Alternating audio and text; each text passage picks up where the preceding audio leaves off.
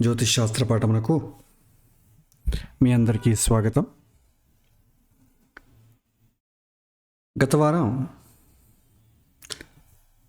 వింశోత్తరి దశ ద్వారా జాతకాన్ని అనుసరించి, జాతకంలో ఉన్నటువంటి గ్రహాలను అనుసరించి ఫలాన్ని ఏ విధంగా తెలుసుకోవాలి, దానికి సంబంధించిన సూత్రాలని చూసాం. అందులో ముఖ్యంగా జాతకంలోని యోగాన్ని మొదట తెలుసుకొని తర్వాత మహాదశ, అంతర్దశ, ప్రత్యంతర దశ, ఇందులో వాటి ప్రాముఖ్యతల గురించి ముఖ్యంగా చూసాం. మహాదశ అంటే విత్తనం, అంతర్దశ అంటే మొలక రావడం, ప్రత్యంతర దశ అంటే పూలు ఏర్పడడం, సూక్ష్మదశ అంటే పరిమళం, ప్రాణదశ అంటే ప్రాణం. ఇవి మనకు తెలిసిందే. తర్వాత వింశోత్తరి దశానికి సంబంధించిన కొన్ని సూత్రాలను కూడా చూసాం. ఏ దశలు చాలా బాగుంటాయి, లగ్నాధిపతి, త్రికోణాధిపతి, వీళ్ళ దశలు చాలా అనుకూలంగా ఉంటుంది, ఆరోగ్యము, గౌరవము, పురోగతి కలుగుతుంది. దాంతోపాటుగా కేంద్ర త్రికోణాధిపతులు మనిషి చేసుకున్నటువంటి పూర్వజన్మలో చేసుకున్నటువంటి పుణ్యాన్ని సూచిస్తారు. ఆ దశలో వస్తున్నాయంటే మనిషికి చాలా అనుకూలం అవుతుంది. వివాహం కావచ్చు, లాభము, జీవితం చాలా సుఖమయంగా జరగడం అవుతుంది. తర్వాత జాతకంలో యోగకారక గ్రహం అతని యొక్క దశలో కూడా చాలా అనుకూలంగా ఉంటుంది. 2, 12 ఇంటి దశలో ధనము, సుఖము రెండూ వస్తాయి, ఖర్చులు కూడా ఉంటాయి. సుఖం ఎప్పుడు వస్తుంది? ధనాన్ని ఖర్చు పెడితే కదా సుఖం వస్తుంది. ఆ 2, 12 దశలు ఆ విధంగా ఏర్పడతాయి. 3, 6, 8, 11 భావాధిపతులు ఎప్పుడు కూడా కష్టాలను ఇస్తారు, ఎందుకంటే అది పూర్వజన్మలో పాపాన్ని సూచిస్తుంది కాబట్టి. తర్వాత పాపగ్రహాల దశలో కూడా ప్రతికూలంగా ఉంటుంది. ఒకవేళ ఆ పాపగ్రహాలు ఏవైనా కేంద్రాధిపతిలో ఉన్నట్టయితే దోషాలు తగ్గుతుంది. శుభగ్రహాలకి కేంద్రాధిపత్యాలు వస్తే శుభం చేయకపోగా ఉదాసీనంగా ఉంటాయి. 8వ ఇంటి అధిపతి, అష్టమాధిపతి భావం సంబంధించిన మహాదశ కానీ అంతర్దశం కానీ చాలా కష్టాలను ఇస్తుంది. కష్టాలలో మనిషి తనను తాను అన్వేషించుకోవడం జరుగుతుంది, ఆధ్యాత్మికం వైపు నడవడం జరుగుతుంది. మనిషి ఆధ్యాత్మికంకి ఎప్పుడు మారుతాడు? జీవితంలో పడరాని కష్టాలు పడి, ఇలాంటి కష్టాలు ఇంక వద్దన్నప్పుడే ఆధ్యాత్మికమైనటువంటి దారిని పడతాడు. లేదా జ్ఞానాన్ని సంపాదించినా కూడా ఆధ్యాత్మిక దారి పడతాడు. కష్టాలతో వచ్చేటటువంటి జ్ఞానం 8వ ఇల్లు, జ్ఞానంతో వచ్చేటటువంటి జ్ఞానం 9వ ఇల్లు. తర్వాత పాపగ్రహాలకు సంబంధించిన దశ, అవి కేంద్రాధిపతులైతే బాగుంటుంది, లేకపోతే పాప ఫలాన్ని ఇస్తాయి. తర్వాత మహాదశలో ఏ అంతర్దశలు చాలా అనుకూలిస్తాయి అన్నట్టయితే అంతర్దశలు కూడా సేమ్ అదే సూత్రమే. 2, 4, 5, 9, 10, 11 స్థానాల్లో ఒకవేళ మహాదశాధిపతి ఉన్నట్టయితే ఆ అంతర్దశ అంటే మహాదశ సంబంధించిన గ్రహం నుంచి అంతర్దశకు సంబంధించిన గ్రహాన్ని డిస్టెన్స్ని మనము కౌంట్ చేస్తే ఆ కౌంట్ 2, 4, 5, 9, 11 స్థానాలు అయితే శుభ ఫలితాన్ని ఇస్తుంది. అది ఇవాళ క్లాస్లో మళ్ళీ ఒకసారి చూద్దాం. ఒకవేళ గ్రహం ఉచ్చ స్థానం, స్వక్షేత్రము, మూల త్రికోణ స్థానంలో ఉన్నా కూడా ఆ శుభలు, ఆ యొక్క దశలు చాలా యోగిస్తాయి.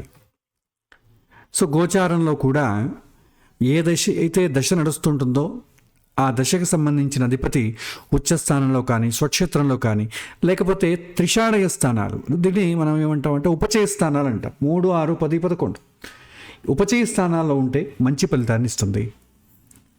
బలంగా ఉన్నటువంటి గ్రహం యొక్క దశలో అతని ఇచ్చేటటువంటి ఫలం చాలా స్పష్టంగా కల్పిస్తుంది. బలహీనంగా ఉంటే అంత స్పష్టంగా ఉండదు, అంటే మనకు అంత అనుకూలంగా ఉండదు, చాలా డిలే అవ్వడం జరుగుతుంది. దశ అనుకూలమైతే ప్రయత్నం మొదలవుతుంది, గోచారం అనుకూలమైతే ఫలాన్ని ఇస్తుంది. రెండూ ఉంటేనే ఒక సంఘటన ఖచ్చితంగా జరుగుతుందో లేదో మనం చెప్పచ్చు. ఇది మన గత వారంలో చూసింది. ఇవాల్టి పాఠంలో మరికొన్ని మనము దశలను తెలుసుకోవడానికి, చూడడానికి అనువైనటువంటి కొన్ని సూత్రాన్ని మనం చూద్దాం. సో ఫలితాన్ని విశ్లేషించేటప్పుడు ముఖ్యంగా 3 పైన ఆధారపడి ఉంటుందండి. అంటే వెయిటేజ్ దేనికి ఇవ్వాలి? ఒక గ్రహం ఉందనుకోండి, దాని భావాధిపత్యానికి వెయిటేజ్ ఇవ్వాలా, లేదా ఆ గ్రహం ఏ ఇంట్లో ఉంటే ఆ ఇంటికి సంబంధించింది వస్తుంది దానికి వెయిటేజ్ ఇవ్వాలా? ప్రతి ఒక్క గ్రహానికి ఒక కారకత్వం ఉంటుంది, దానికి వెయిటేజ్ ఇవ్వాలా? ఏది ప్రధానంగా మహాదశలో అనుకూలంగా వస్తుంది అన్నట్టు ఉన్నట్టయితే అలాంటప్పుడు మనం ఏం చేయాలి? సో గ్రహాలకు, ప్రతి గ్రహానికి భావాధిపత్యం ఉంటుంది. లగ్నం నుంచి ఏదో ఒక స్థానానికి ఆధిపత్యం వహిస్తుంది. దానికే మెజారిటీ వెయిటేజ్ ఉంటుంది. 70% ఆ ఆధిపత్యానికి సంబంధించిన విషయాలే. ఆధిపత్యం ఏం సూచిస్తుంది? పూర్వజన్మలోనిటువంటి పుణ్యాన్ని సూచిస్తుంది. గ్రహస్థితి, స్థానం ఏం సూచిస్తుంది? వాతావరణాన్ని సూచిస్తుంది. కారకత్వం అనేది ఏం సూచిస్తుంది? స్కిల్ని సూచిస్తుంది. సో స్కిల్కి ఏమో 10%, అతని వాతావరణానికి 20%, పూర్వజన్మలో చేసినటువంటి పుణ్య పాపాలకు తగినటువంటి ఫలితాన్ని ఇవ్వడంలో 70% దానికే వస్తుంది. వెయిటేజ్ చాలా ఎక్కువ ఉంటుంది. పుణ్యపాపాలకే ఎక్కువ వెయిటేజ్. సో కాబట్టి ఇక్కడ మనం ఏం చేయొచ్చు అంటే, గ్రహాల భావాధిపత్యం తీసుకున్నట్టయితే గ్రహం జాతకంలో ఏ భావానికి సంబంధించిన ఆధిపత్యం వహిస్తుందో, ముఖ్యంగా 1, 4, 5, 9, 10, 11 కేంద్ర త్రికోణ స్థానాల ఆధిపత్యాలు ఉన్నటువంటి దశలు చాలా యోగిస్తాయి. ఆ దశల్లో వ్యక్తిత్వం, విద్య, అదృష్టం, వృత్తి, లాభం, ఆ దశ, ఆ భావం ఏ సూచిస్తుందో దానికి ఉన్నటువంటి అనుకూలమైన ఫలితాన్ని ఇస్తాయి. సామాన్యంగా 6, 8, 12 భావాధిపతి దశలు మంచివి కావు.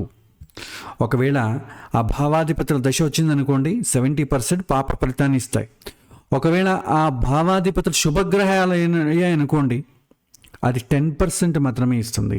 అంటే మెజారిటీ పాప ఫలితాన్ని ఇస్తుంది.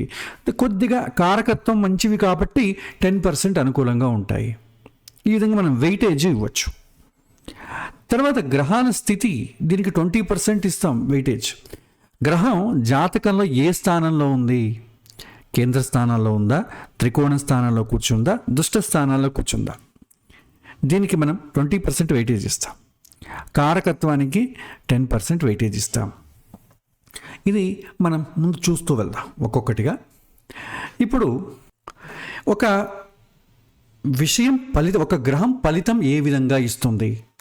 ఒక గ్రహం సంబంధించిన దశ కానీ అంతర్దశ కానీ నడుస్తున్నట్టయితే అది ఏ విధమైనటువంటి ఫలితాలను ఇస్తాయి? లేకపోతే ఒక విషయం తీసుకుందాం అనుకోండి. మనం ఇంతవరకు చర్చించుకున్న విషయాలు 3 విషయాలు మనం చర్చించుకున్నాం. విద్య, ఉద్యోగము, ధనము, ఈ 3 విషయాలను చర్చించుకున్నాం.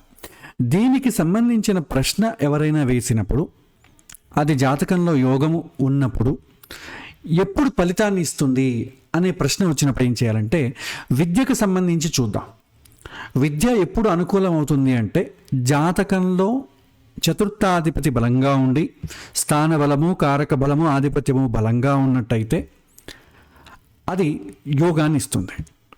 బలహీనంగా ఉందనుకోండి, యోగాన్ని తక్కువ ఇస్తుంది. సో ఎక్కువ తక్కువ అనేది జాతకాన్ని బట్టే చూడాలి. సో ఏదైతే యోగం ఇస్తుంది కదా, అది ఎప్పుడు అనుకూలం అవుతుంది అన్నట్టయితే, విద్యకు సంబంధించి చతుర్థాధిపతి దశ అంతర్దశలో దాని యొక్క ఫలితాన్ని ఇస్తుంది. బుధుడికి సంబంధించిన దశ, బుధుడు కారకుడు కదా, బుధుడికి సంబంధించిన దశ అంతర్దశలో ఫలితాన్ని ఇస్తుంది. తర్వాత చతుర్థ స్థానంలో ఏదైనా గ్రహాలు ఉన్నాయనుకోండి, దానికి సంబంధించిన దశలలో ఫలితాన్ని ఇస్తుంది. చతుర్థాన్ని ఏదైనా గ్రహం చూసినా, చతుర్థాధిపతితో ఏదైనా గ్రహంతో సంబంధం ఉన్నా ఆ దశలలో కూడా ఇండైరెక్ట్గా ఫలితాన్ని ఇస్తుంది. డైరెక్ట్గా అధిపతి దశలో ఎక్కువ ఫలితాన్ని ఇస్తుంది. అదే చతుర్థానికి సంబంధించిన ఏదో దృష్టి ఉండడమో, కలిసి ఉండడమో, అలాంటి గ్రహ దశలు తక్కువ ఫలితాన్ని ఇస్తుంది. అదేవిధంగా ఇది విద్య. ఉద్యోగం అనుకోండి, దశమాధిపతి యొక్క మహాదశ అంతర్దశలలో దాని యొక్క ఫలితాన్ని ఇస్తుంది. జాతకంలో ఆ బలం ఏ విధంగా ఉంటుందో దానికి అనుగుణంగా ఫలితాన్ని ఇస్తుంది. ఉద్యోగం కాబట్టి శని లేదా సూర్యుడు అతని యొక్క కారకుడు కాబట్టి అతని యొక్క దశ అంతర్దశల్లో ఫలితాన్ని ఇస్తుంది. దశమ స్థానంలో ఏదైనా గ్రహం ఉందనుకోండి, ఆ గ్రహం యొక్క మహాదశ అంతర్దశలో కూడా ఉద్యోగానికి సంబంధించి ఫలితాలు ఇస్తుంది. దశమాన్ని ఏదైనా ఒక గ్రహం చూసినా, దశమాధిపతితో ఏదైనా గ్రహం కలిసి ఉన్న దృష్టి చూసినా వాళ్ళ దశల్లో కూడా ఫలితాన్ని ఇస్తాయి. ఇదే విధంగా ఏ విషయానైనా తీసుకోండి, ఇలాగే చూస్తాం. వివాహం అనుకోండి, సప్తమాధిపతి దశ అంతర్దశ. కళత్రకారకుడెవడు? శుక్రుడు. శుక్రుడు యొక్క దశ అంతర్దశ. తర్వాత ఈ యొక్క సప్తమ స్థానంలో ఉన్నటువంటి గ్రహ దశలలో సప్తమాధిపతి దశ గ్రహంతో కలిసి ఉన్నటువంటి దశల్లో అతనికి ఆ వివాహానికి సంబంధించి ప్రయత్నాలు కావచ్చు, అనుకూలాలు కావచ్చు ప్రారంభమవుతాయి. ఇది మనం చూడాల్సి ఉంటుంది. మనం మొదట విద్య గురించి చెప్పుకున్నాం. సో ఒకవేళ విద్య గురించి తీసుకున్నట్టయితే ఈ మహాదశ అంతర్దశ ఫలితాన్ని మనం ఎలా సమన్వయం చేయాలో కూడా మనం గత పాఠంలో చూసాం. మహాదశం అనేది ఫలితానికి మూలం మరియు నేపథ్యం అని చెప్తుంది. ఈ కాలంలో నా జీవితం యొక్క ప్రధాన దృష్టి ఏమిటి? 7వ భావం అయితే వివాహం అవుతుంది, 10వ భావం అయితే ఉద్యోగం వస్తుంది. అంతర్దశ ఏం సూచిస్తుంది? ఫలితం యొక్క విధానం, మోడాలిటీ మరియు చర్య, యాక్షన్లోకి దిగడం. ఈ సమయంలో ఆ విషయంలో ఏం జరుగుతుంది? ఒకవేళ దశమాధిపతి మహాదశ జరుగుతుంది అనుకోండి, ఉద్యోగానికి సంబంధించి జరగాలి. అందులోపల 5వ ఇంటి అంతర్దశ నడుస్తుంది అనుకోండి, ఆ ఉద్యోగంలో చేయాల్సినటువంటి బుద్ధి, నైపుణ్యము, చాకచక్యం చాలా ఎక్కువగా ఉంటుంది. అదే 6వ భావం నడుస్తుంది అనుకోండి, ఉద్యోగంలో వివాదాలు, కన్ఫ్యూజన్లు, ఆ ఉద్యోగానికి చాలా ఎక్కువ ప్రయత్నంతో చేయాల్సి వస్తుంది. ఇది సమన్వయం చేయడం. సో దీంట్లో 2 సమన్వయాలు ఉంటాయండి. శుభ సమన్వయం, అశుభ సమన్వయం అని ఉంటుంది. మహాదశ అంతర్దశ రెండూ కూడా శుభస్థానాల యొక్క మహాదశ నడుస్తున్నట్టయితే, కేంద్ర కోణాధిపతి దశలే నడుస్తున్నట్టయితే, మహాదశలో కూడా మంచి కేంద్ర కోణ స్థానాధిపతుల దశ నడుస్తోంది, అంతర్దశలో కూడా కేంద్ర కోణ స్థానాల దశనే నడుస్తున్నట్టయితే చాలా అనుకూలంగా ఉంటుంది. ఉదాహరణకు 7వ ఇంటి మహాదశ వివాహాన్ని సూచిస్తుంది. అందులోపల అంతర్దశ 5వ ఇంటి మహాదశ అంతర్దశ అయిందనుకోండి, 5వ ఇల్లు ఇష్టపడడం, ప్రేమ, కోరికలు ఇవన్నీ సూచిస్తాయి. సో 7వ ఇంట్లో 5వ అంతర్దశ కాబట్టి వివాహం, ప్రేమ వివాహాలు జరగడం, పెద్దల అంగీకారంతో వివాహం జరగడం జరుగుతుంది. అంటే వివాహ ప్రయత్నాలు విజయం సాధిస్తాయి. అదే అశుభ సమన్వయం అంటాం. ఎప్పుడు 7వ ఇంటి మహాదశ అయితే నడుస్తోంది, కానీ అంతర్దశ 8వ ఇంటి అంతర్దశ నడుస్తోంది. సో 8వ ఇల్లు పాపస్థానం కదా, ఆ దశలో విఘ్నాలు, వియోగాలు జరగడం, సో ప్రేమలు పటాకులు అవ్వడం, వివాహాలకు చాలా ఇబ్బందులు అవ్వడం, సో వదులుకోవడం లేకపోతే డిలే అవ్వడం జరుగుతాయి. సో శుభ సమన్వయము, అశుభ సమన్వయం చూసుకోవాలి. మహాదశ అంతర్దశ రెండూ శుభమైతే చాలా అనుకూలం. ఒకటి శుభము, ఇంకోటి అశుభమైందనుకోండి, చాలా ఇక్కట్లో ఏర్పడుతుంది, ఇబ్బందులు కలుగుతాయి అని చెప్పుకోవచ్చు. ఇక సూక్ష్మ దశలు చాలా తక్కువ, అంటే చాలా లోతుగా, మనం అంత లోతుగా వెళ్ళాల్సిన అవసరం లేదు. సో దీన్ని మీకు ఉదాహరణలతో కొద్దిగా మీకు చెప్పడానికి ప్రయత్నిస్తాను. మనం ఉదాహరణకు విద్యాస్థానాన్ని తీసుకుందాం. సో విద్యాస్థానానికి సంబంధించిన మహాదశలలో మనకు 12 ఇళ్ళు ఉన్నాయి కదా, ఆ 12 ఇండ్ల అంతర్దశలు వస్తే ఏ విధంగా ఉంటుంది దాన్ని ఒక్కొక్కటిగా మీకు ఎక్స్ప్లెయిన్ చేస్తాను. ఈ ద్వారా ఇది చెప్పడం ఒకటే, ఫలితం చూడడం ఒకటే కాదు, ఇది ఏ విధంగా జరుగుతుందనే లాజిక్ని కూడా మీరు పట్టుకోవాలి. నేను విద్యాస్థానానికి చెప్తున్నాను కదా, మిగిలిన స్థానాలకంతా కూడా ఇదే విధంగా మీరు సమన్వయం చేసుకుంటూ వెళ్ళాలి. నేను ఏ విధంగా దాన్ని సమన్వయం చేస్తానో అది చూడండి, గట్టిగా మీరు ప్రయత్నించండి. ఇప్పుడు విద్యాస్థానానికి సంబంధించిన మహాదశ నడుస్తోందండి, 4వ స్థానాధిపతి దశ. 4వ స్థానంలో విద్య ఉంది. ఇల్లు కట్టుకోవడం, తల్లి గురించి అడగడం, ప్రెషర్సు, కంఫర్టు అన్నీ వస్తాయండి. కాకపోతే ఇక్కడ ఇవాళ మనం విద్య చెప్పుకున్నాం కాబట్టి విద్యను ప్రత్యేకంగా తీసుకుందాం. ఇక్కడ విద్య మహాదశ నడుస్తోంది కాబట్టి జాతకంలో ఒకవేళ ఆ విద్యను సూచించేటటువంటి స్థానము, కారకుడు, అధిపతి చాలా బలంగా శుభంగా ఉన్నట్టయితే అతనికి విద్యలో చాలా అనుకూలమైనటువంటి యోగం ఉంది. ఇన్ కేస్ అతనికి యోగం ఉంది అని అనుకొని అతని యొక్క మహాదశలో ఏ విధంగా ఉంటుందంటే, ఆ విద్యాస్థానాధిపతి మహాదశలో విద్యకు చాలా అనుకూలం కావడం, అతను కోరుకున్నటువంటి చదువు ముందుకెళ్ళడం, ఇవన్నీ ఫలితాలను ఇస్తాయి. కానీ ఆ మహాదశలో మళ్ళీ అంతర్దశలు వస్తాయి. ఆ అంతర్దశలో సమన్వయం బాగుంటేనే ఆ విద్యాస్థానాధిపతి మంచిగా అనుకూలంగా చేయగలడు. మనం ఒక్కొక్కటిగా చూద్దాం. సో విద్యాస్థానం మహాదశ నడుస్తోంది డిఫాల్ట్గా. అందులోపల లగ్నాధిపతి యొక్క అంతర్దశ నడుస్తోంది అనుకుందాం. లగ్నాధిపతి యొక్క అంతర్దశ.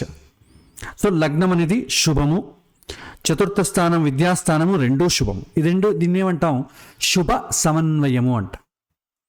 సో 1వ భావం ఏం సూచిస్తుంది? శరీరము, ఆత్మగౌరవాన్ని సూచిస్తుంది. తర్వాత ఇంకోటి కూడా ఏం చేస్తుంది, చతుర్థ స్థానంతో ఉన్నటువంటి సంబంధం చూడాలి. చతుర్థ స్థానంతో లగ్నానికి ఉన్న సంబంధం ఏంటి? మీరు చతుర్థ స్థానం నుంచి లగ్నాన్ని కౌంట్ చేయండి, ఎన్నో ఇల్లు వస్తుందో చూడండి. సో 4వ ఇంటి నుంచి లగ్న భావము 10వ భావం, 10 సంఖ్య 10 ఇట్లా కౌంట్ చేస్తే 10 వస్తుంది, 10వ భావం అవుతుంది. 4వ ఇంటి నుంచి లగ్నము 10వ భావం అవుతుంది. సో 10 అనేది శుభ సూచకము. కాబట్టి ఈ యొక్క చతుర్థాధిపతి మహాదశ, లగ్నాధిపతి అంతర్దశలో ఈ చతుర్థ స్థానం ఏమైతే సూచిస్తుందో వాటిని, లగ్నాన్ని ఏవైతే సూచిస్తుందో వాటిని సమన్వయం చేయాలి.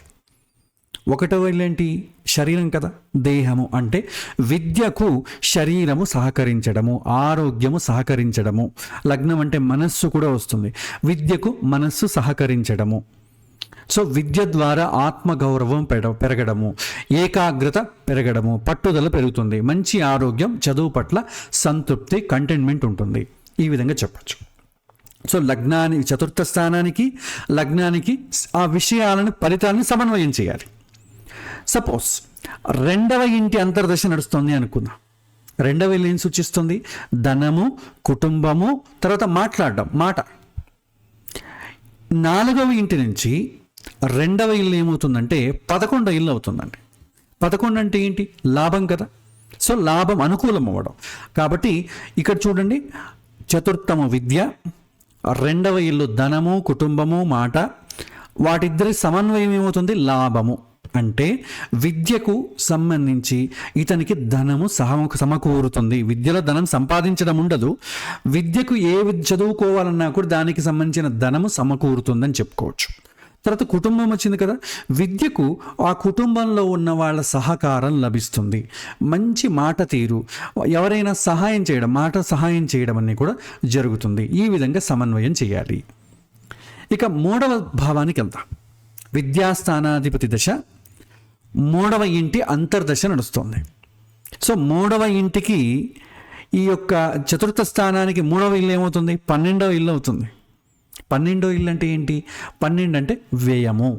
అంటే 3వ ఇల్లు ఏం సూచిస్తుంది? ప్రయత్నము, ధైర్యము, చిన్న చిన్న ప్రయాణాలను సూచిస్తుంది. ఆ రెండింటిని సమన్వయం చేయండి. విద్య ఎక్కువ ప్రయత్నం ద్వారా చేయాలి, విద్యకు ప్రయత్నం ఎక్కువ అవసరం అవుతుంది. ధైర్యము, సో విద్యలో ధైర్యం కావాలి, సో ఆ ధైర్యం కూడా సమకూరుతుంది. చిన్న చిన్న ప్రయాణాలు, పక్కన వ్యయం ఉంది కాబట్టి విద్యకు సంబంధించి వేరే ఊరికి వెళ్ళడం, ఖర్చులు బాగా పెరుగుతాయి, విద్యకు సంబంధించి ఖర్చులు ఎక్కువ ఉంటాయి. ఈ విధంగా సమన్వయం చేస్తాం. తర్వాత చతుర్థ విద్యాస్థానాధిపతి మహాదశ, అంతర్దశ విద్యాస్థాన అధిపతిదే. సో రెండు సేమ్ కాబట్టి చాలా అనుకూలంగా ఉంటుంది. సో మహాదశ, అంతర్దశ రెండు అతందే అయిందనుకోండి, చాలా అనుకూలమైనటువంటి ఫలితాలు వస్తుంది. తర్వాత పంచమ స్థానం యొక్క అంతర్దశలో ఏమవుతుంది? విద్యాస్థానానికి 2వ ఇల్లే పంచమ స్థానం అవుతుంది. ఆ సమయంలో తెలివితేటలు పెరగడం, తద్వారా విద్య చాలా ముందుకెళ్ళడం, ఫలితాంశాలు బాగా రావడం.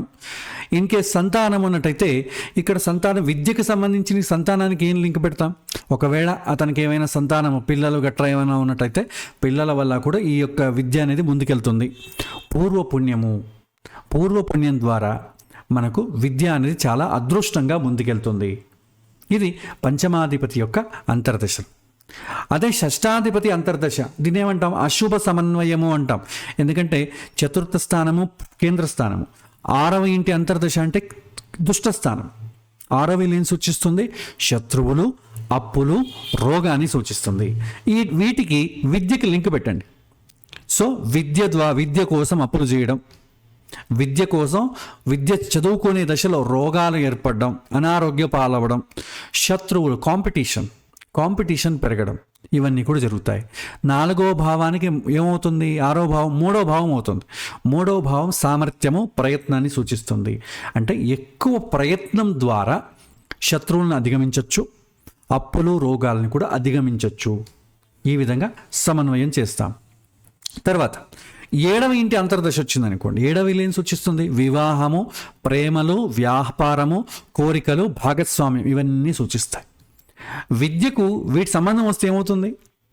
సామాన్యంగా కాలేజీ పిల్లవాళ్ళకి సప్తమాధిపతి అంతర్దశలోనో, సప్తమానికి సంబంధించిన ప్రత్యంతర దశలోనో, లేదా శుక్రుడికి సంబంధించిన అంతర్దశ ప్రత్యంతర దశలోనో, రాహుకు సంబంధించి అంతర్దశ ప్రత్యంతర దశలోనో వాళ్ళు ప్రేమలో పడ్డం ఇలాంటివి జరుగుతాయి మామూలుగా. కాబట్టి విద్య విషయం ఏమవుతుంది, కోరికల మీద పడతాయి. విద్య విషయం వ్యాపారం మీద పడుతుంది. విద్య విషయం పార్ట్నర్షిప్. యూజువల్గా చదువుకునే ఏజ్లో వ్యాపారాలు భాగస్వాములు ఉండవు కాబట్టి ఈ ప్రేమలు అయితే ఉంటుంది. మనం వివాహం జరగకపోయినా వివాహం చేసుకోవడానికి మొదట ఏం కావాలి, ప్రేమించాలి. మనం ఇద్దరు పెళ్లి చేసుకున్నాం స్టార్ట్ అవుతుంది అది. వివాహం చేసుకోవడానికి కదా ప్రేమిస్తారు. సప్తమ స్థానానికి సంబంధించిన మహాదశ అంతర్దశ ప్రత్యంతర దశలో ఒక విద్యార్థి దశలో ఉన్నప్పుడు వస్తే అతనికి మనస్సు పెళ్లి పైన మడుతుంది. పెళ్లి జరగకపోవచ్చు కానీ మనసులోని పెళ్లి చేసుకుంటే ఏ విధంగా ఉంటుంది ఆ విధంగా అతను ఆలోచిస్తూ వెళ్తాడు. ఇది ఒక సూచన. తర్వాత అష్టమానికి సంబంధించిన దశ నడుస్తుంది అనుకుందాం. అష్టమ దశ ఎప్పుడూ మంచిది కాదు. అది మహాదశ అయినా అంతర్దశ అయినా ప్రత్యంతర దశ అయినా. విద్యలో అడ్డంకులు, సీక్రెట్ రహస్యం. సో సీక్రెట్ సంబంధించిన విద్యలు చదవడం, విద్యలో పరిశోధన రీసెర్చ్ ఎప్పుడు చేస్తాం, మనకు చాలా కష్టాలు వచ్చినప్పుడు. ఇప్పుడు మనం పుస్తకంలో రీసెర్చ్ ఎప్పుడు చేస్తామంటే టీచర్ యథావిధంగా పాఠం చెప్పేశాడు అనుకోండి, మనం రీసెర్చ్ చేయాల్సిన అవసరం లేదు. టీచర్ సరిగ్గా చెప్పకపోతే మనం పుస్తకాన్ని రీసెర్చ్ చేయాల్సి వస్తుంది. కాబట్టి అష్టమాధిపతి దశ మనిషికి అడ్డంకులు కలిగించినా కూడా ప్రయత్నంతో దాన్ని అధిగమించడానికి అవకాశం ఇస్తుంది. ఎందుకంటే 4వ ఇంటికి ఏమవుతుంది, 8వ ఇల్లు 5వ ఇల్లు అవుతుంది. తెలివితేటల ద్వారా దాన్ని అధిగమిస్తాడు విద్య విషయంలో మాత్రం. నవమాధిపతి మహాదశ అంతర్దశ. విద్య మహాదశ, నవమాధిపతి అంతర్దశలో ఈ విధంగా ఉంటుంది. నవమ స్థానము గురువును సూచిస్తుంది, భాగ్యాన్ని సూచిస్తుంది, ఉన్నత విద్యను సూచిస్తుంది. అతను ఉన్నత విద్యలను దృష్టిలో పెట్టుకుని ఎక్కువ బాగా చదువుతాడు. అతనికి అదృష్టం వరిస్తుంది. అతనికి గురువు యొక్క సహకారం చాలా లభిస్తుంది. 4వ ఇంటికి 9వ ఇల్లు 6వ భావం అవుతుంది. కాబట్టి కాంపిటీషన్ బాగా ఉంటుంది, ఎక్కువ శ్రమ పడవలసి ఉంటుంది. అదేవిధంగా విద్యకు సంబంధించిన మహాదశలో 10వ ఇంటి అంతర్దశ ఏముంటుంది, 10వ ఇల్లు ఏం సూచిస్తుంది, వృత్తులు, కీర్తి, గౌరవము ఇలాంటివి సూచిస్తుంది. సో కాబట్టి విద్యకు ఈ యొక్క 4వ ఇంటికి 10వ ఇల్లు ఏమవుతుంది, 7వ ఇల్లు అవుతుంది. కాబట్టి విద్యకు సంబంధించి ఎక్కువ వృత్తి విద్యా కోర్సులు చేయడం, కీర్తి ప్రతిష్టలు పెంచుకోవడం, మంచి మార్కులు ర్యాంకులు తెచ్చుకోవడం, మంచి గౌరవము, అతనికి ఏదో ఒకటి ప్రైజ్ మనీ ఇవ్వడము, సన్మానం ఇవన్నీ చేయడం ఉంటుంది. సో రివార్డులు ఇవ్వడం ఇవన్నీ ఉంటుంది. సో 10వ ఇల్లు కేంద్ర స్థానం కాబట్టి అతనికి మంచి గుర్తింపును తెచ్చిపెడుతుంది. అదే ఏకాదశాధిపతి దశ నడుస్తుంది అనుకుందాం. సో 4వ ఇంటికి 11వ ఇల్లు ఏమవుతుంది, 8వ ఇల్లు అవుతుంది. 8వ ఇల్లు అంటే ఏంటి, అడ్డంకులు, ఆకస్మికాలు. సో విద్యకు సంబంధించిన లాభం, విద్యలో అనుకున్నవి నెరవేరడాలు జరుగుతాయి. కానీ ఎక్కువ సడన్గా ఆకస్మికంగా అడ్డంకులు రావడం కూడా జరుగుతుంది. ఎప్పుడైతే లాభం అనేది వస్తుందో దాంతోపాటు అడ్డంకులు కూడా, చిక్కులు కూడా వస్తాయి. నెక్స్ట్ ద్వాదశాధిపతి మహాదశ నడిస్తే విద్యకు సంబంధించిన వ్యయం, విద్యకు సంబంధించి నష్టాలు రావడం, విద్య కోసం విదేశీ నివాసం వెళ్ళడం ఇవన్నీ జరుగుతాయి. ఈ విధంగా ఇది ఇలాగే చెప్పాలని లేదు, సమన్వయం ఎలా చేయాలని మీకు చెప్పాను. మహాదశ దానికి సంబంధించి అంతర్దశ ఏ విధంగా చర్యలు చేస్తూ యాక్షన్ ఉంటుంది, అది సమన్వయం పాజిటివా నెగిటివా అనేటప్పటికీ ఆ మహాదశ నుంచి అంతర్దశ ఎన్నో ఇల్లు అవుతుందో చూసుకుంటాం. 6, 8, 12 ఇళ్ళు అయ్యాయనుకోండి, ఆ దశలో సమన్వయం బాగుండదు. చాలా ప్రయత్నం ఎక్కువ చేయాల్సి వస్తుంది. అది ఫలితాన్ని ఒకవేళ శుభ ఫలితమైనా కూడా ప్రయత్నం చేయాలి, కొద్దిగా సైడ్ ఎఫెక్ట్స్ కూడా ఉంటాయి. అదే మంచి ఇళ్ళు అయ్యాయి అనుకోండి, ఇన్ కేస్ అది అశుభ సమన్వయమైనా కూడా ప్రయత్నం ద్వారా దాన్ని పోగొట్టుకుంటాడు అతను. సో ఈ విధంగా మనం చెప్పచ్చు. ఇది మనం విద్య చూసాం కదా. ఇంకొక ఉదాహరణ చూద్దాం. ఇక ఇంతవరకు మనం మహాదశలే చూసాం. కొన్నిసార్లు కారకులను కూడా మనం చూడాల్సి వస్తుంది. సో కారకులను ఏ విధంగా చూడాలి, మనకు ఒక్కొక్క కారకుడు ఒక్కొక్క విషయాన్ని సూచిస్తాడు. విద్యాస్థానాధిపతి మహాదశలో ఆ యొక్క గ్రహాల ఆధిపత్యాలు మనం చూసాం కదా, దాని కారకత్వాలు ఏ విధంగా ఉంటాయి. ఒకవేళ సూర్యుడు దేనికి కారకుడు, ఆత్మ గౌరవానికి కారకుడు, అధికారానికి కారకుడు, ప్రభుత్వ వ్యవహారాల కారకుడు, ఉన్నత స్థానానికి కారకుడు. ఆ విద్యను ఈ విషయాలకు సమన్వయం చేయండి. సో విద్యలో సూర్యుడి యొక్క అంతర్దశలో ఏమవుతుంది, ప్రామాణికత పెరగడం, అతనికి నాయకత్వ లక్షణాలు వస్తాయి. సో స్కూల్ లీడరో, కాలేజ్ లీడరో, ಅಥವಾ లేక ఎలక్షన్కి వెళ్ళడం ఇలాంటివి జరుగుతాయి. ప్రభుత్వ ఉద్యోగాలు లేదా పరిపాలనకు సంబంధించిన ఎగ్జాములు రాయడం, పబ్లిక్ సర్వీస్ కమిషన్ ఎగ్జాములు రాయడం, ఇలాంటి కాంపిటేటివ్ ఎగ్జామ్స్ అంతా కూడా ప్రిపేర్ అవుతాడు. ఆత్మవిశ్వాసం చాలా పెరుగుతుంది. అదే చంద్రుడి యొక్క అంతర్దశలో ఏముంటుంది, చంద్రుడు మనస్సు కారకుడు కదా. మనస్సు, ఏకాగ్రత, మానసిక సుఖం, తల్లి, ఇవన్నిటికీ కారకుడు. ఒకవేళ జాతకంలో చంద్రుడు బాగున్నట్టయితే, బలంగా ఉన్నట్టయితే మనస్సు చాలా కాన్సన్ట్రేట్గా ఉంటుంది, చదువుకోవడానికి ఏకాగ్రత ఉంటుంది, మానసికంగా చాలా స్టేబుల్గా ఉంటాడు. తల్లి నుంచి సహకారం లభించడం, ప్రజా సంబంధాలంటే తోటి విద్యార్థులతో సంబంధాలు పెరగడం జరుగుతుంది. అదే జాతకంలో చంద్రుడు వీక్ అయ్యాడు అనుకోండి, ఇవన్నీ కూడా కొద్దిగా ప్రతికూలాలు అవుతాయి. మనసు సహకరించకపోవడం, తోటివారు సహకరించకపోవడం, తల్లి నుంచి ఎక్కువ అతనికి అనుకూలం లేకపోవడం, మనస్సు ఎప్పుడు డిస్టర్బ్డ్గా ఉండడం జరుగుతుంది. అదే కుజుడి యొక్క అంతర్దశలో ధైర్యము, శక్తి, కోపము, పోటీ, సాంకేతికత, భూమి, ఇవన్నీ దేనికి సమన్వయం చేయాలి, విద్యకి సమన్వయం చేయాలి. సో విద్యలో ధైర్యం, పోటీ, ఇంకా కుజుడు ఇంజనీరింగ్ దీనికి సంబంధించిన సూచిస్తాడు కాబట్టి వాటికి సంబంధించిన కోర్సుల్లో ఆసక్తి పెరగడం, ధైర్యంగా పరీక్షలు రాయడం, కోపం ఎక్కువ ఉంటుంది, తొందరపాటు ఎక్కువ కావచ్చు విద్య విషయంలో. కాబట్టి విద్యకు సంబంధించిన మహాదశలో కుజుడు యొక్క అంతర్దశలో ఎగ్జామ్ వచ్చిందనుకోండి, 1కి 4 సార్లు చదివి ఎగ్జామ్ రాయమంటాం. కుజుడు చాలా ఫాస్ట్గా ఉంటాడు, కోపం ఉన్నవాడు ఎక్కువ ఆలోచించడు.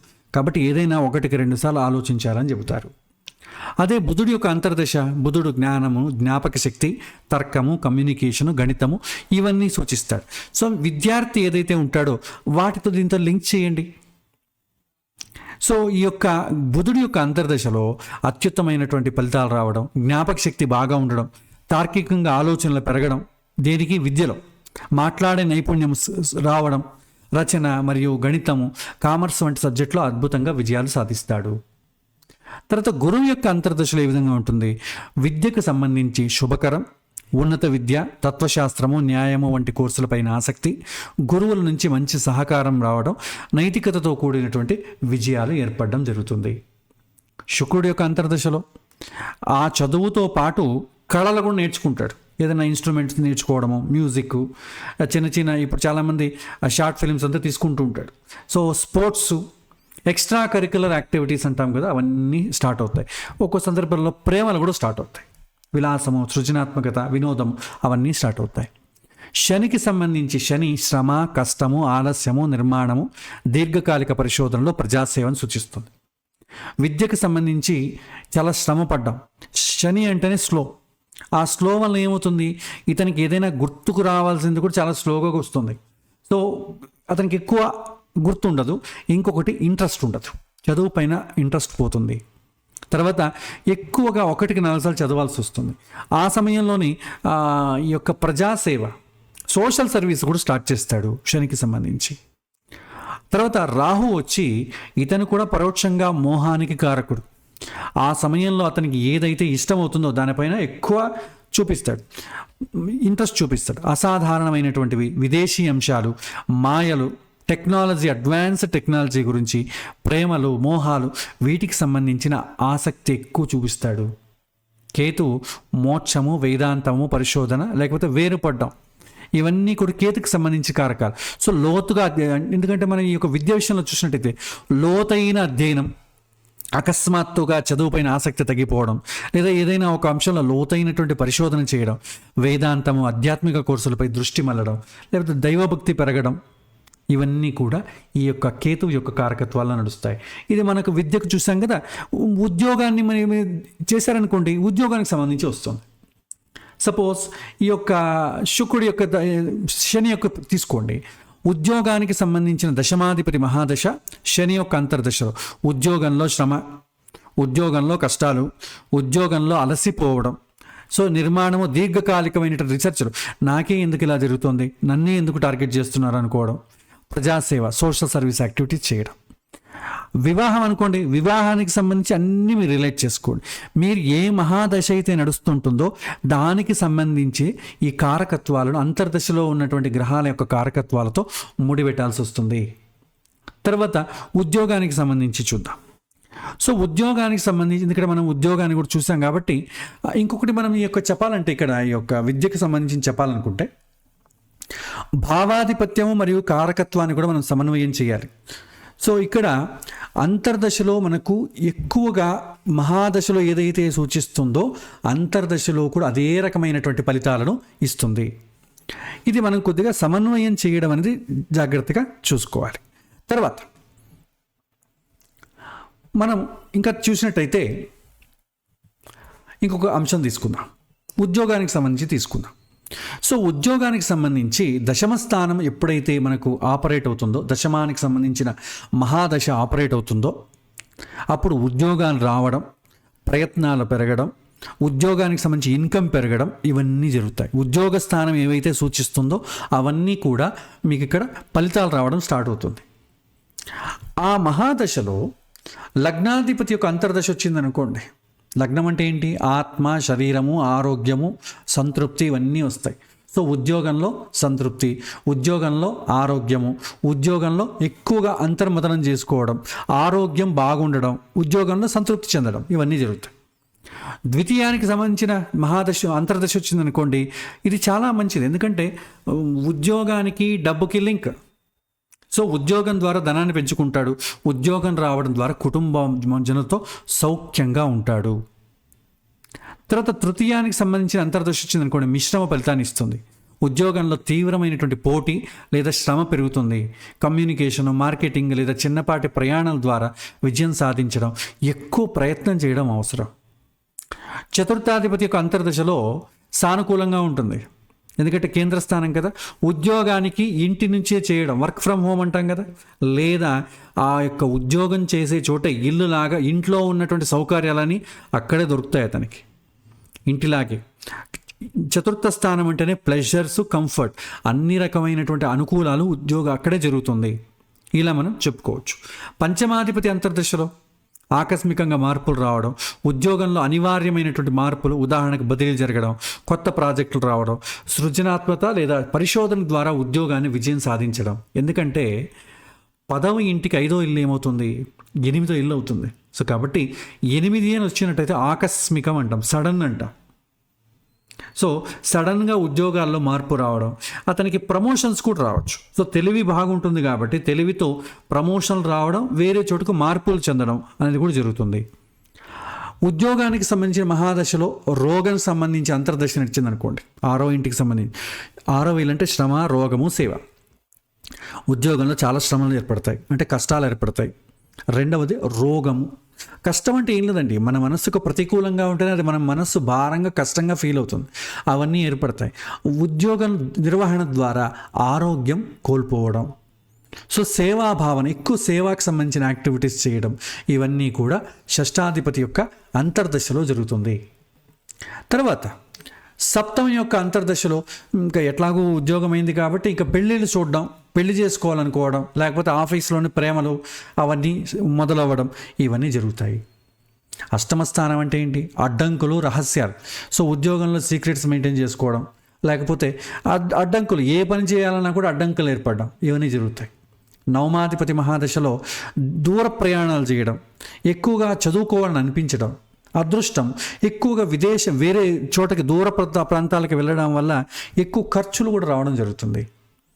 నెక్స్ట్ దశమాధిపతి యొక్క అంతర్దశలో ఏం జరుగుతుంది? సో అత్యుత్తమంగా ఉంటుంది, ఎందుకంటే దశమాధిపతి మహాదశ, దశమాధిపతి అంతర్దశ రెండూ ఒకటే కాబట్టి చాలా అనుకూలంగా ఉంటుంది. అధికారము, కీర్తి, గౌరవం పెరుగుతాయి. ఈ సమయంలో వారి కెరీర్ అత్యంత కీలకంగా మారుతుంది. తర్వాత ఏకాదశాధిపతి అంతర్దశలో అధికంగా ధనలాభం రావడం, వృత్తి ద్వారా కోరుకున్నటువంటి లాభాలు లభిస్తాయి. సోషల్ నెట్వర్క్లు, స్నేహితుల ద్వారా ఉద్యోగంలో మంచి అవకాశాలు లభిస్తాయి. 2వ భావం కాబట్టి అవుతుంది. కాబట్టి 10వ భావం నుంచి 11వ భావం ఏమవుతుంది? 2వ భావం, 2 వస్తుంది డిస్టెన్స్, కాబట్టి అది అనుకూలంగా ఉంటుంది. 12వ భావానికి సంబంధించి వ్యయము, నష్టము, విదేశం. సో ఉద్యోగంలో చేరడం వల్ల ఎక్కువ వ్యయాలు కూడా వస్తాయి, కష్టాలు ఏర్పడతాయి, అంటే ఖర్చులు ఏర్పడతాయి. ఖర్చులు లేదా బదిలీ కారణంగా ఇబ్బందులు, ఉద్యోగాన్ని నిలబెట్టుకోవడానికి లేదా విదేశీ ఉద్యోగం కోసం ఎక్కువ ప్రయత్నాలు చేయవలసి వస్తుంది. ఎందుకంటే 10వ ఇంటి నుంచి 3వ ఇల్లే 12వ ఇల్లు కాబట్టి ఎక్కువ ప్రయత్నం చేయాల్సి వస్తుంది. ఆ ప్రయత్నంలో ఖర్చులు, నష్టాలు ఇవన్నీ కూడా జరుగుతాయి. ఈ విధంగా మనం సమన్వయం చేసుకుంటాం. తర్వాత ఇక ఇంకోటి చూసాం. ముఖ్య సూత్రం ఏంటంటే శుభమైన అంతర్దశలు 1, 2, 4, 5, 7, 10, 11 భావాధిపతుల అంతర్దశలు ఎప్పుడూ కూడా 10వ భావాన్ని బలపరుస్తాయి. అదే 3, 6, 8, 9, 12 భావాధిపతుల అంతర్దశలు శ్రమనిస్తాయి, పోటీ లేదా వ్యయంతో కూడినటువంటి పురోగతిని ఇస్తాయి. ఇక మనం ధనస్థానాన్ని కూడా చూసాం కదా, దాన్ని కూడా అన్నీ కాకపోయినా కొన్ని మాత్రం చూద్దాం, ఎందుకంటే మనకు సమయం ఎక్కువ లేదు కాబట్టి. ఇప్పుడు ధనస్థానానికి సంబంధించిన మహాదశలో చతుర్థానికి సంబంధించిన అంతర్దశ వచ్చిందనుకోండి, అప్పుడు ఏ విధంగా ఉంటుంది? సో 4వ ఇంటికి ఏం సూచిస్తుంది? సుఖము, గృహము, విద్య సూచిస్తుంది. కాబట్టి దానికి రెండవ ఇంటి మహాదశ, 4వ ఇంటి అంతర్దశ. ధనము వల్ల సుఖము, ధనము వల్ల గృహము, ధనము వల్ల విద్య అనుకూలం జరుగుతుంది. సో చతుర్థాధిపతి అంతర్దశలో ఈ చూడండి, 2వ ఇంటికి 4వ ఇల్లు ఏమవుతుంది? 3వ ఇల్లు అవుతుంది. అంటే ప్రయత్నం ఎక్కువ అవుతుంది. సో ప్రయత్నం వల్ల ఏమవుతుంది? వాహనం లేదా చదువు కోసం చాలా ఖర్చులు పెట్టడం, సుఖము, ఆనందం కోసం ధనాన్ని ఖర్చు చేస్తారు. కుటుంబంలో సుఖ సంతోషాలు ఉంటాయి. ఎప్పుడు కానీ సుఖము రావాలంటే ఖర్చు పెట్టాలి, ఖర్చు కంపల్సరీ ఉంటుంది. సో సుఖము 4వ ఇంటి మహాదశ నడుస్తోంది, అంతర్దశ నడుస్తోందంటే ఖర్చులు కూడా ఉంటాయి. సో అది కూడా మనం చూసుకోవాల్సి వస్తుంది. తర్వాత 6వ ఇంటి అంతర్దశ నడుస్తోంది అనుకోండి, ఈ ధనస్థానానికి సంబంధించిన మహాదశలో 6వ ఇల్లు ఏంటి? రుణము, రోగము, పోటీ. ఈ సమయంలో ప్రతికూలంగా ఉంటుంది, అప్పులు పెరుగుతాయి లేదా వ్యాధుల కారణంగా ధనం నష్టమయ్యే అవకాశం, కుటుంబంలో వివాదాలు లేదా మాట పట్టింపులు రావచ్చు. ఇవన్నిటికీ కూడా మనం ధనాన్ని లింక్ చేస్తాం, ఊహించడమే. ఇప్పుడు ధనానికి రుణానికి ఏం సంబంధం ఉంటుంది? సో అప్పులు చేయడం, ఎక్కువ ఖర్చులకు. ఎందుకంటే మనకు కొంత డబ్బు వస్తుందండి, ఇంకొద్దిగా మనం ఈఎంఐయో అప్పో తీసుకున్నామని కూడా ఒక ఇల్లు కట్టుకుంటాం, కానీ అప్పు అయితే కట్టాలి కదా. సో ధనం, ఉద్యోగం రావడం, అప్పులు రావడం రెండూ ఒకేసారి జరుగుతాయి. కాబట్టి ధనము, అప్పులు సామాన్యంగా రెండు పక్కపక్కలోనే ఉంటాయి. కాబట్టి ధనము వల్ల రుణం చేయడం, సో ధన సంపాదనలో మళ్ళీ రోగాలు రావడం, పోటీ పెరగడం, ఇవన్నీ కూడా షష్టాధిపతి అంతర్దశలో జరుగుతాయి. అదేవిధంగా అష్టమానికి సంబంధించిన దశలో ఆకస్మికమైనటువంటి మార్పు. సో అష్టమం అంటే ఏంటి? నష్టం కదా. సో ప్రతికూలంగా ఉంటుంది. ధనానికి సంబంధించిన ఆకస్మిక నష్టాలు లేదా మార్పులు, వారసత్వం ద్వారా ధనం రావచ్చు, కానీ అది సమస్యలతో కూడి ఉంటుంది. అంటే 8వ ఇంటికి సంబంధించి ఏదైనా డబ్బు వచ్చిందనుకోండి, అది మీకు ప్రశాంతత ఇవ్వదు. మనం ధనస్థానంలో చూసాం, ఆకస్మికంగా వచ్చే డబ్బు ఆకస్మికంగానే వెళ్ళిపోవడానికి ప్రయత్నిస్తుంది. దీనివల్ల ఆరోగ్యం కూడా పాడవుతుంది. తర్వాత ఈ ధనాధిపతి మహాదశలో దశమాధిపతి అంతర్దశ ఏ విధంగా ఉంటుంది చూసినట్టయితే, వృత్తి, ఉద్యోగం ద్వారా అదృష్టం రావడం, 9వ భావం తోడవుతుంది కాబట్టి ధనలాభం పెరగడం, హోదా, గౌరవం పెరిగి కుటుంబంలో కీర్తి ప్రతిష్టలు పెరుగుతాయి. ఎందుకంటే ద్వితీయ స్థానం నుంచి 10వ ఇల్లు ఏమవుతుంది? 9వ భావం అవుతుంది. సో భాగ్యము చాలా అనుకూలంగా ఉంటుంది. తర్వాత 12వ భావం. సో 12వ భావం ఏం సూచిస్తుంది అన్నట్టయితే, ఈ ద్వాదశాధిపతి అంతర్దశలో ఖర్చులు, వ్యయము, ధనానికి సంబంధించి వ్యయ స్థానం ఏమవుతుంది? ద్వితీయ నుంచి 12వ ఇల్లు ఏమవుతుందంటే 11వ ఇల్లు అవుతుంది. కాబట్టి 11వ ఇల్లు ఒక రకంగా లాభమైనా కూడా ఖర్చులు బాగా ఉంటాయి. విదేశీ ప్రయాణాలు లేదా ఆసుపత్రుల ఖర్చులు పెరుగుతాయి. ఇది లాభస్థానం కూడా అయింది కాబట్టి దానికి ఖర్చులకు తగినట్టుగా డబ్బు కూడా చేకూరుతుంది. ఈ విధంగా మీరు సమన్వయం చేసుకోవడం నేర్చుకోవాలి. ఇది ఊహించడం, ఇది ఎక్కడా కూడా మనం పుస్తకాల్లో బట్టి పట్టలేం. ఎందుకంటే వాళ్ళు ఏ విషయం అడుగుతారో చెప్పలేం. వాళ్ళు ఏ విషయం అయితే అడుగుతారో దానికి సంబంధించిన మహాదశ జరగాలి, అంతర్దశ ఏముందో చూసుకోవాలి. మహాదశలో ఉన్నవే అంతర్దశలో కార్యరూపం దాలుస్తాయి. ఇది మనకు కావాల్సింది. ఇక్కడ ముఖ్యమైనటువంటి విషయం ఏంటంటే, ధనాధిపతి మహాదశలో 6, 8, 12 భావాధిపతుల అంతర్దశలో వచ్చినప్పుడు ధన విషయంలో అప్పులు పెరగడం, నష్టాలు లేదా కుటుంబంలో సమస్యలు వచ్చే అవకాశం ఎక్కువగా ఉంటుంది. అయితే 5, 9, 10, 11 భావాధిపతుల అంతర్దశలు అధికమైనటువంటి ధనాలాభాన్ని ఇస్తాయి. కేంద్ర కోణస్థానాధిపతి దశలు చాలా బాగుంటాయి. 6, 8, 12 అంతర్దశలు యోగించవు అని అర్థం. తర్వాత ఇంకా విషయం చెప్తారు. ఒకవేళ ఇంతవరకు మనం ఏం చెప్పుకున్నాం? 4వ ఇల్లు, 10వ ఇల్లు, 2వ ఇల్లు, ఇవన్నీ శుభస్థానాలే కదా. ఒకవేళ మహాదశలే దుష్ట స్థానాధిపతులు మహాదశ నడుస్తున్నాయి అనుకుందాం, అప్పుడు ఏ విధంగా ఉంటుంది? ఇంకా మనం ఈ పాఠం చెప్పుకోలేదు. 6, 8, 12 సంబంధించిన పాఠంలో వచ్చినట్టయితే వాటి అంతర్దశలు ఏ విధంగా ఉంటుందో తెలుస్తుంది. కానీ సంక్షిప్తంగా మీకు చెబుతాను ఒక సూత్రప్రాయంగా. సాధారణంగా దుస్థానాధిపతుల మహాదశలు ఆరవది ఏంటి? శ్రమ, రుణం. 8వ ఇచ్చి అడ్డంకులు, ఆకస్మికం. 12వ వచ్చి నష్టము, వ్యయం. సో ఈ దశల్లో జీవితంలో ఒక ప్రధానమైనటువంటి సవాలుగా ఏర్పడుతుంది, లేకపోతే కష్టమైనటువంటి నేపథ్యాన్ని సృష్టిస్తుంది.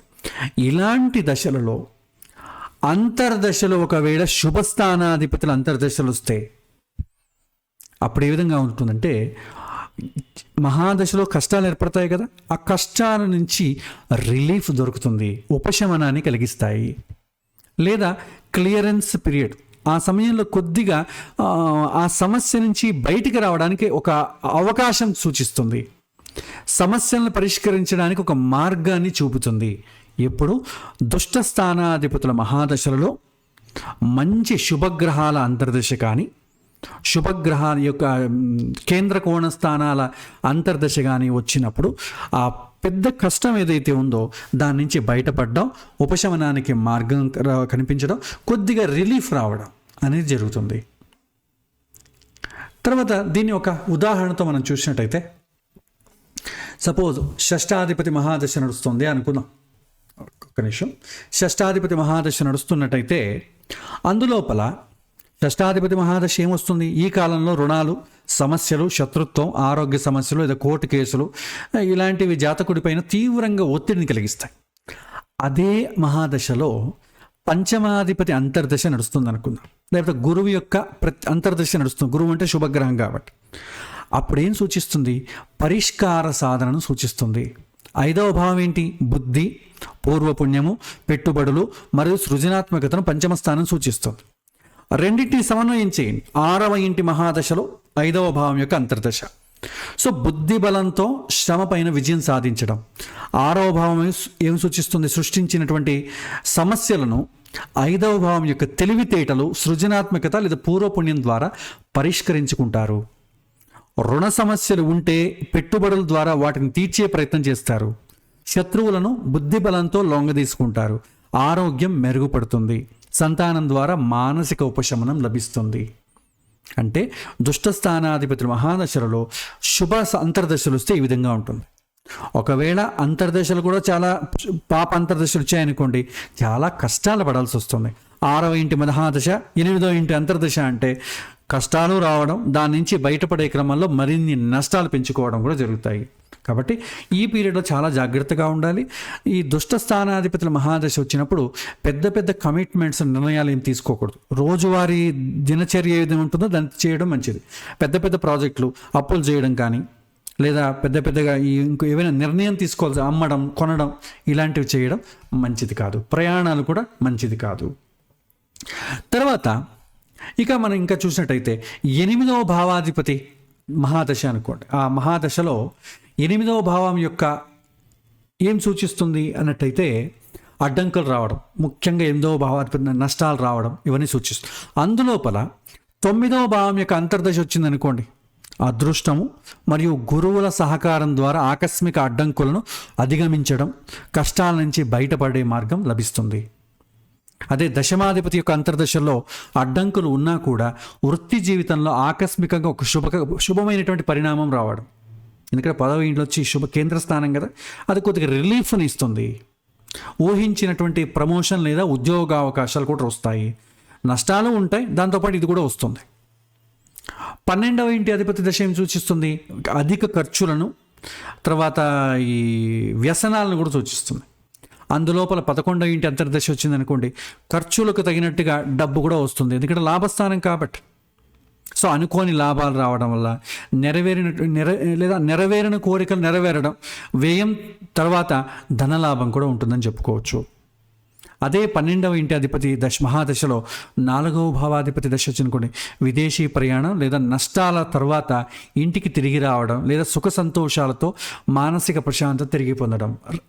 ఒక్క మాటలో చెప్పాలంటే రిలీఫ్ కోరుకుంటాడు. ఒకటి రిలీఫ్ వస్తుంది.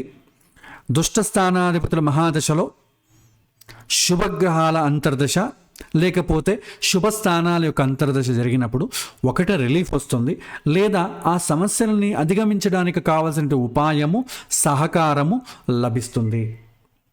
దుష్టస్థానాధిపతుల మహాదశే దుష్టస్థానాల అంతర్దశ జరిగిందనుకోండి, చాలా కష్టాలు తీవ్రంగా ఉంటాయి.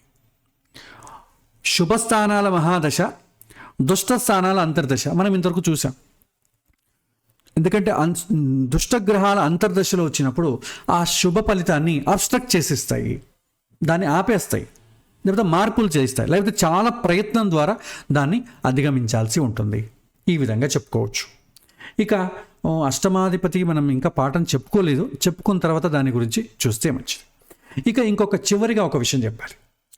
ఈ మహాదశకు అంతర్దశకు సమన్వయం చేయడానికి ఇంకొక విషయం కూడా చూడాలి. దాన్ని మైత్రి.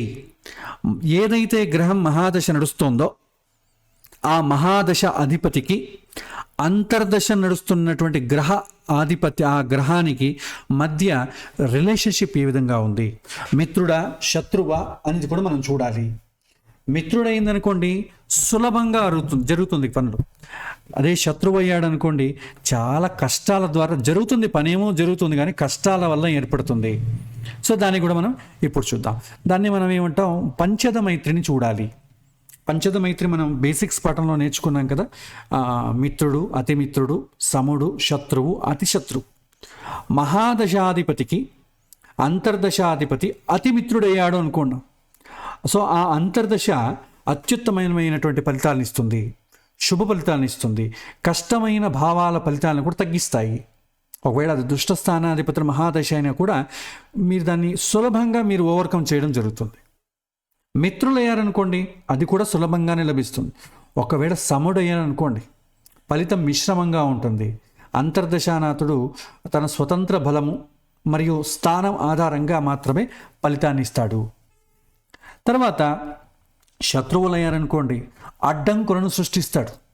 అది మహాదశ అంతర్దశ రెండో శుభగ్రహాలైనా ఒకవేళ వాళ్ళిద్దరూ శత్రువులయ్యారనుకోండి శుభ ఫలితాన్ని తీసుకుంటాడు, వస్తుంది, కానీ మధ్యలో ఇక్కట్లు చాలా శ్రమ పడవలసి వస్తుంది, ఎందుకంటే వాళ్ళిద్దరు శత్రువులు కాబట్టి. అదే అతి శత్రువు అయ్యారనుకోండి ఆ యొక్క కష్టం మరింత ప్రతికూలం తీవ్రం అవుతుంది, కానీ ఫలితాన్ని ఏమి ఆపరు, కానీ శ్రమతో ఇస్తుంది, కన్ఫ్యూజన్తో ఇస్తుంది, లేకపోతే డిలే చేస్తుంది. ఈ రోజు రావడం ఇంకో 10 రోజుల తర్వాత వస్తుంది. మనం సెలెక్ట్ అయిపోయాం, విదేశాలకు వెళ్ళాలి, అంతా అదృష్టం బాగానే ఉంది, ఇంకా లెటర్ రాలేదు, లేదు ఇంకా వీసా రాలేదు, ఏదో ఒకటి మనకు అడ్డంకులు సృష్టిస్తాడు కదా, కానీ అది ఓన్లీ డిలేనే, కానీ ఆ డిలే వల్ల మనం చాలా ఇబ్బందులు పడతాం. సో ఈ ఫలితాల్లో తేడా చూసినట్టయితే ఒకవేళ శుభ సమన్వయం ఉంది అనుకుందాం, ఒకవేళ ఆ శుభ సమన్వయంలో మహాదశాధిపతికి అంతర్దశాధిపతికి మైత్రి ఉన్నట్టయితే ఫలితం చాలా సులువుగా ఉంటుంది. అదృష్టం, ఇప్పుడు సపోజ్ పంచమాధిపతి దశలో నవమాధిపతి అంతర్దశ అనుకోండి, రెండో శుభమే. నవమ స్థానమేమో అదృష్టాన్ని సూచిస్తుంది, పంచమ స్థానమేమో బుద్ధి సూచిస్తుంది, లాభదాయకంగా సులభంగా సంతోషంగా లభిస్తుంది. ఒకవేళ వాళ్ళిద్దరు శత్రువులు అయ్యారనుకోండి ఫలితం అయితే వస్తుంది, శ్రమతో కూడుకున్నటువంటి ఫలితం వస్తుంది, లాభం ఉన్నా కూడా దానికోసం తీవ్రమైనటువంటి ప్రయత్నము, ఆందోళన మరియు శ్రమ పడవలసి వస్తుంది, స్ట్రెస్తో కూడుకుని వస్తుంది. నెక్స్ట్ దుస్థానాధిపతుల దశ వచ్చింది అనుకోండి, ఒకవేళ మహాదశలో ఏమో దుష్టస్థానాధిపతి మహాదశ, అంతర్దశ ఏమో శుభ సంతర్దశ. ఇదేం సూచిస్తుంది, రిలీఫ్ను సూచిస్తుంది, ఉపశమనం త్వరగా వస్తుంది. ఎప్పుడు వాళ్ళిద్దరి మధ్య మైత్రి బాగుంటే ఉపశమనం లభిస్తుంది, దాన్ని సమర్థవంతంగా బయటపడతాడు. ఒకవేళ వాళ్ళిద్దరి మధ్య మైత్రి బాగలేదనుకోండి, శత్రుత్వం ఉందనుకోండి, ఉపశమనం కూడా ఆలస్యం అవుతుంది. ఆ వేధింపులంతా కూడా సుదీర్ఘంగా ఉంటాయి.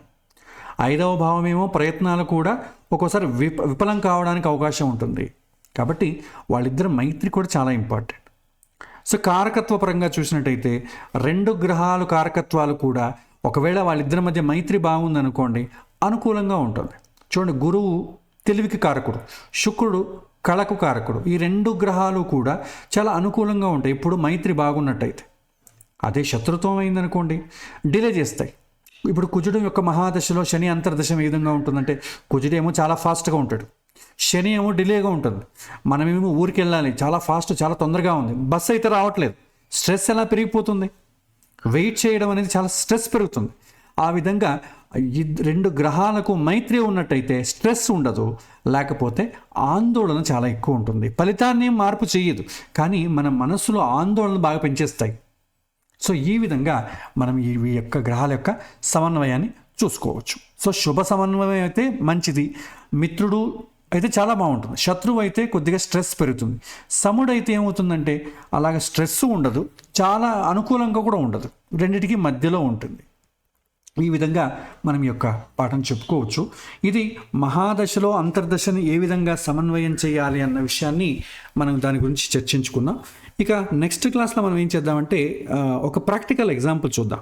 థియరీ అంతా బాగానే ఉంది, దాన్ని రియల్ టైంలో ఏ విధంగా అప్లై చేయాలి, ఒక జాతకాన్ని తీసుకొని ఏ మహాదశ నడుస్తోంది, ఏ అంతర్దశ నడుస్తోంది, వాటిని రెండింటిని సమన్వయం చేసి మనం వాళ్ళకి ఎలా చెప్పాలి, వాడు ఏ ప్రశ్న అడుగుతాడు, దానికి మనం ఏ విధంగా ఆన్సర్ చెప్పాలన్న విషయాన్ని మనం వచ్చే వారం తరగతిలో దాని గురించి చూద్దాం. సో ఇది ఇవాల్టి పాఠం. సో ఇవాల్టి పాఠంలో మీకు ఏవైనా ప్రశ్నలు ఉన్నట్టయితే ఒక 10 నిమిషాల పాటు అడగొచ్చు. శ్రీకృష్ణార్పణమస్తు.